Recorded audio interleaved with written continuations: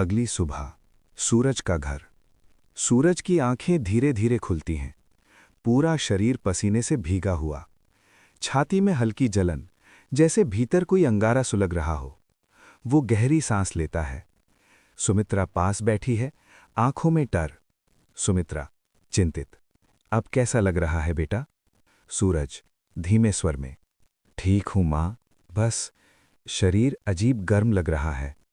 गौरी पास बैठी है, आंखें बड़ी बड़ी। गौरी मासूम, भैया कल आप आग जैसे गर्म थे, मैं डर गई थी। सूरज हल्की मुस्कान देता है। वीरू की एंट्री। दरवाजा धड़ाम की आवाज से खुलता है। ओए सूरज, सुना है तू अब आदमी नहीं रहा? सब चौंकते हैं। तभी सूरज, क्या मतलब? वीरू, मतलब जब तू बेहोश हुआ ना, तेरे बदन से ऐसी गर्मी आ रही थी कि मेरे दोनों हाथ तंदूर की रोटी बन गए। अपने हाथ दिखाता है, पट्टी बंधी। फिर से। वीरू, वैद्य बोला, लड़का नहीं भट्टी पकड़ ली तूने। गौरी जोर से हंस पड़ती है। सुमित्रा माथा पकड़ लेती है। फिर से। वीरू फुसफुसाकर, सच बता, तो कोई छुपा हुआ राक्षस तो नहीं? सूरज हंसकर, अगर होता तो सबसे पहले तुझे खा जाता। वीरू डर के नाटक में, अरे नहीं भाई, मैं तो हड्डी हड्डी हूं, राक्षसों को नहीं पचता। हल्की हंसी। थोड़ी देर बाद आदित्य आचार्य पिता कहते हैं, सूरज, आज बाजार से अनाज और दवा ले आओ। गुरुकुल के पास वाले वैद्य के लिए भी कुछ देना है। वीरू झट से बोल पड़ता है, वीरू, मैं भी चलूंगा। वैसे भी पट्टी दिखा दिखाकर लोगों से सहानुभूति बटोरनी है। दोनों हंसते हुए निकलते हैं। इधर गांव में कर वसूली चल रही थी। सूरज और वीरू जैसे ही जंगल से बाहर निकलते ही मुख्य मार्ग पर हलचल दिखाई पड़ता है। लोहे की गाड़ी, हथियारबंद सैनिक, ध्वज पर चिन्ह वज्रगढ़ राज्य। अष्टभूमि देश का सबसे कठोर राज्य वज्रगढ़, और उस राज्य के सैनिक किसानों को रोक रहे हैं। सैनिक, राजकर, फसल का 30%। तभी एक बूढ़ा किसान कांपता हुआ आगे बढ़ता है। किसान, मलिक, इस बार बारिश नहीं होने के कारण खेत सूखा पड़ा है। तभी जोर से च चाबुक की आवाज। वीरू डर के मारे सूरज के पीछे छुप जाता है।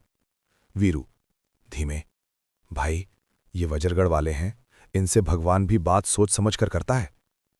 भले ही कुछ राज्य अच्छे हों, लेकिन ताकत के कारण लोग दबे हुए हैं।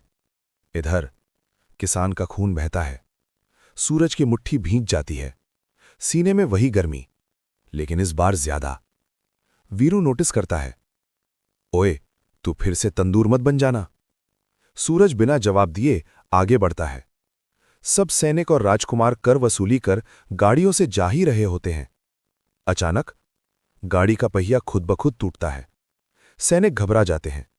अंधेरे में एक तेज चाल, कोई चेहरा नहीं दिखता, बस आवाज। उतने में गाड़ी पलट जाती है। अनाज और सिक्के नीचे गिरने लगते हैं। तभी एक साया आकर सब कुछ ले जाता है। इधर वही अनाज और सिक्के गरीबों में बंट जाते हैं। लोग फुसफुसाते हैं, मसीहा, छुपा हुआ मसीहा। सूरज स्तब्ध। वीरू की आंखें बाहर।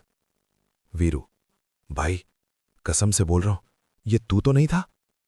सूरज खुद हैरान। इधर आज पहली बार राज्य काम में किसी ने कर के वस्तु चुरा कर ले गया था।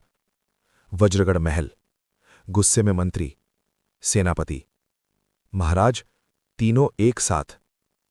कोई छुपा हुआ योद्धा कर वसूली लूट रहा है। राजकुमार दांत पीसते हुए, आदेश निकालो, उस मसीहा को जिंदा या मरा महल में लाया जाए। जिसे जनता मसीहा कह रही है, महल उसे मृत्यु घोषित कर चुका था।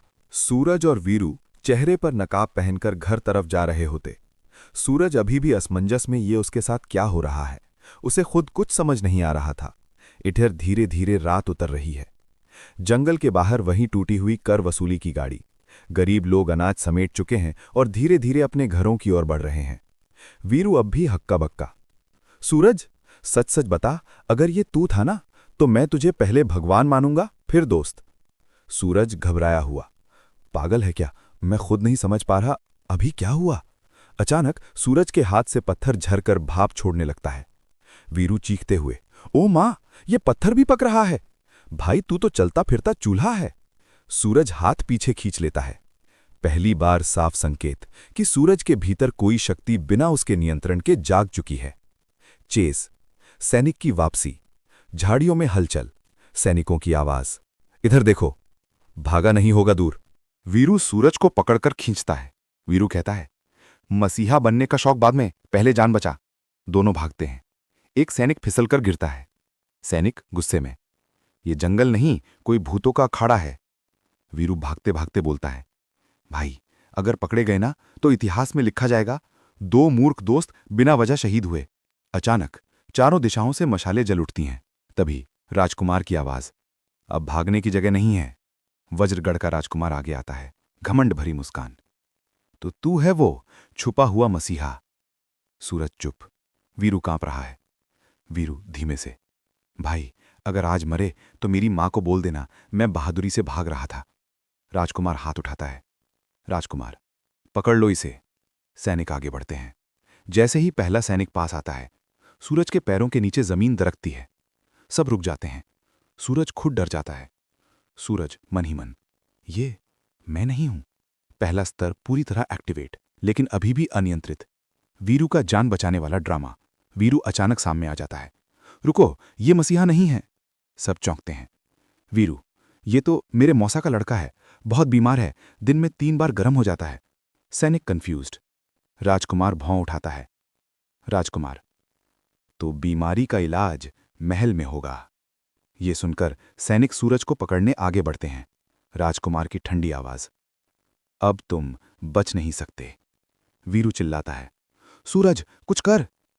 सूरज की आंखें लाल होने लगती हैं। सीने की आग अब बाहर आने को तैयार।